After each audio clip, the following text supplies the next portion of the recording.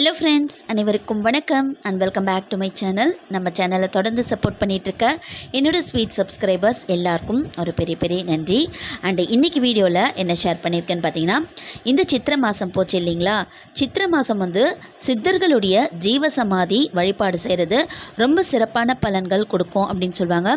நாங்கள் ஒரு 5 ஜீவசமாதி சித்தர்களுடையது போயிருந்தோம். அதில் ஒன்று ஆல்ரெடி சுரக்காய் சித்தரை ஷேர் பண்ணியிருக்கேன்.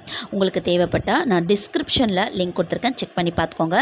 இன்றைக்கி பார்க்க போகிற சித்தருடைய ஜீவசமாதி யாருன்னு பார்த்தீங்கன்னா, இப்போ ரொம்பவே பிரபலமாயிட்டிருக்க ஸ்ரீ தத்தத் சுவாமிகள் அப்படின்னு சொல்லக்கூடிய ஸ்ரீ வெங்கட சுப்பானந்த சுவாமிகள் செங்கல் சித்தர் அப்படின்னு சொல்லுவாங்க. இவர் இப்போ எல்லாரும் மக்கள் தாத்தா கோவில் அப்படின்னு சொல்லிட்டு சொல்கிறாங்க. இவருடைய சித்தர் ஆலயம் எங்கே இருக்குன்னு பார்த்தீங்கன்னா, சென்னை பழைய வண்ணார்பேட் அப்படின்ற இடத்துல ராணிப்பேட் அப்படின்ற ஸ்ட்ரீட்டில் இருக்குங்க இவருடைய ஜீவசமாதி ஆலயம். இப்போ இந்த கோவிலில் நிறைய பேர் வேண்டுதல் வச்சு நிறைவேறின்னு வருது அப்படின்னு சொல்கிறாங்க. இப்போ இந்த கோவிலில் என்னெல்லாம் சிறப்பு, எப்படி வழிபாடு செய்கிறாங்க அப்படின்றத பார்க்கலாம். தத்தத் சுவாமிகள் சொல்லக்கூடிய வெங்கட சுப்பானந்த சுவாமிகளை மக்கள் எல்லாரும் தாத்தா சுவாமிகள் அப்படின்னு சொல்லிட்டு செல்லமாக கூப்பிட்றாங்க.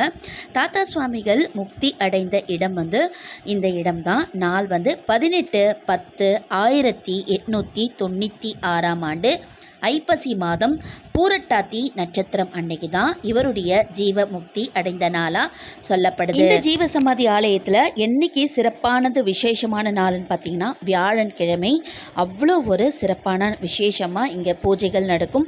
கால் வைக்கிறதுக்கு கூட இடம் இருக்காது. இந்த கோவிலில் நம்ம என்ன செய்யணும்னு பார்த்தீங்கன்னா, 3 எலுமிச்சை பழம் வாங்கிட்டு எடுத்துகிட்டு போயிட்டு சித்தர் சன்னதியில் கொடுக்கணும். 7 வாரங்கள் தொடர்ந்து போகணும். 7 அகல் விளக்கு ஏற்றணும். இங்கே இருக்கிற பரிகார முறை இவ்வளோதாங்க. 7 முறை வலம் வரணும் இவருடைய ஆலயத்தில். இந்த மாதிரி நம்ம 7 வாரங்கள் தொடர்ந்து நம்ம ஏதாவது ஒரு நியாயமான கோரிக்கைகள் வச்சு நம்ம வேண்டுதல் வச்சு நம்ம வேண்டிட்டு வந்தோம்னா அது 100க்கு 100% நிறைவேற்றப்படுது அப்படின்னு சொல்லிட்டு மக்கள் எல்லாருமே ரொம்ப நம்பிக்கையாக சொல்கிறாங்க. நாம் கொடுக்குற எலுமிச்சை பழத்தில் ஒரு பழம் எடுத்துட்டு அவருடைய அபிஷேகத்துக்கு எடுத்து வச்சிடுறாங்க. இன்னொரு 2 பழம் அவருடைய சன்னதியில் வச்சு நமக்கு பூஜை செஞ்சுட்டு நம்மக்கிட்ட அந்த பழத்தை கொடுக்குறாங்க. இந்த ஆலயத்தில் ரொம்ப ரொம்ப சிறப்பு என்னன்னு பார்த்தீங்கன்னா, வியாழன்கிழமைகளில் உப்பு பிரசாதம் வழங்கப்படுது. உப்பு அப்படின்னாலுமே மகாலட்சுமி தன்மை கொண்டது தான். அது யாருக்கும் கொடுக்க மாட்டாங்க. ஆனால் இந்த கோவிலில் வியாழன்கிழமை மட்டும் இவருடைய குரு ஓரை நேரத்தில் வழிபாடு செஞ்சுட்டு நமக்கு உப்பு பிரசாதமாக கொடுக்கப்படுறது. இந்த உப்பு பிரசாதம் தான் இந்த ஆலயத்தோட சிறப்பு அப்படின்னு கூட சொல்லலாம்.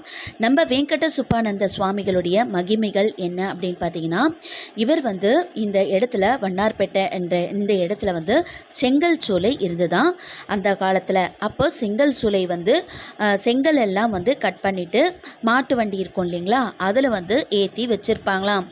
அவர் எந்த ஒரு மாட்டு வண்டியில் போயிட்டு ஒரே ஒரு செங்கல் எடுத்துகிட்டு இந்த ஜீவசமாதி அடைந்த இடத்துல எடுத்துகிட்டு போடுறாரோ அந்த மாட்டு வண்டியில் இருக்கிற செங்கல் எல்லாமே சீக்கிரமாக விற்பனை ஆகிடுமா. அதுலேருந்து தான் அவருக்கு செங்கல் சித்தர் அப்படின்னு சொல்லிட்டு சொல்லுவாங்க. இவர் ஜலசமாதி அடைந்தவராம். இந்த இடத்துல கிணறு இருந்துதான். அந்த கிணற்றுக்குள்ளே தான் அவர் ஜீவசமாதி அடைந்ததாக சொல்லப்படுது. அதற்கு அடுத்தது பார்த்திங்கன்னா, சமீப காலத்தில் இப்போ இங்கே ஒரு வருடத்திற்கு முன்னாடி நடந்த அதிசயம் என்னன்னு பார்த்தீங்கன்னா, இந்த வண்ணார்பேட்டையில் ஒரு காவல் அதிகாரிக்கு ரொம்ப உடல்நிலை முடியாமல் போயிடுச்சாம். அவருடைய நுரையீரல் ரொம்ப பாதிப்படைந்து ரொம்ப உயிருக்கு ஆபத்தான நிலையில் மருத்துவர்களால் கைவிடப்பட்ட அவர் இந்த வண்ணார்பேட்டையில் இருக்கிற நம்ம தாத்தா சுவாமிகளுடைய ஆலயத்துக்கு 7 வாரங்கள் வணங்கிட்டு போயிருக்காரு. அவர் 7 வாரங்கள் வணங்கி முடிஞ்சதும் அவருடைய நுரையீரல் பாதிப்பு எதுவுமே சேதமடையாமல் உடனே நல்லாயிடுச்சு. அந்த காவல்துறை அதிகாரி இன்னமும் கூட காவல்துறையில் பணியாற்றிட்டு இருக்காராம், உடல்நிலை சரியாகி. அடுத்தது பார்த்தீங்கன்னா, சென்னை பூக்கடை பாரிஸில் ஒரு பெண் பூ வியாபாரி அவங்க வந்து சின்னதாக ஒரு கடை ஆரம்பிச்சிருக்காங்க. ஆரம்பித்ததுலேருந்து தினமும் வந்து பூக்கள் யாருமே வாங்காமல் ரொம்ப நஷ்டமாயிட்டு வாங்கின பூக்கள் எல்லாமே காய்ந்து போயிட்டு கொட்டிடுவாங்களாம். அந்த நேரத்தில் நம்ம தாத்தா சுவாமிகள் கோவிலுக்கு 7 வாரங்கள் தொடர்ந்து வந்து வேண்டுதல் வச்சுட்டு போனாங்களாம். 7 வாரங்கள் முடிந்த உடனேயே அவங்க வந்து ஒரே மாதத்திலேயே வந்து 3 கடைகள் வைத்து சொந்தமாக கடை ஆரம்பித்து அவ்வளோ ஒரு வசதியாக ஆகியிருக்காங்க ஒரே மாதத்தில். இது வந்து ரொம்ப சிறப்பாக சொல்லப்படுது. இந்த பூ வியாபாரி வியாழக்கிழமை எவ்வளோ நேரம் ஆனாலும் அவங்க வந்து இந்த பூஜையில் குருவரை பூஜையில் வந்து கலந்துப்பாங்களாம். இந்த மாதிரி நிறைய பல விஷயங்கள் வந்து தத்தத் சுவாமிகள் கோவிலில் வந்து நிறைய நடந்துட்டுருக்கு. கண்டிப்பாக நீங்களும் சென்னையில் இருக்கிறவங்களா இருந்தீங்கன்னா நம்ம வெங்கட சுப்பானந்த சுவாமிகளான தாத்தா கோவிலுக்கு கண்டிப்பாக நீங்களும் போயிட்டு உங்களுடைய நியாயமான கோரிக்கைகள் வேண்டுதல் வச்சுட்டு வாங்க. கண்டிப்பாக 100% நீங்கள் எவ்வளோ வேண்டுதாலும் நடக்கும். நம்ம தாத்தா சமாதி கிட்ட எப்போவுமே பைரவர்கள் படுத்துகிட்டே இருப்பாங்க. கோவிலை சுற்றி எத்தனை சித்தர்கள் இருக்கிறாங்களோ அத்தனை சித்தர்களுடைய திருவுருவ ஓவியம் வந்து வரைஞ்சிருக்காங்க.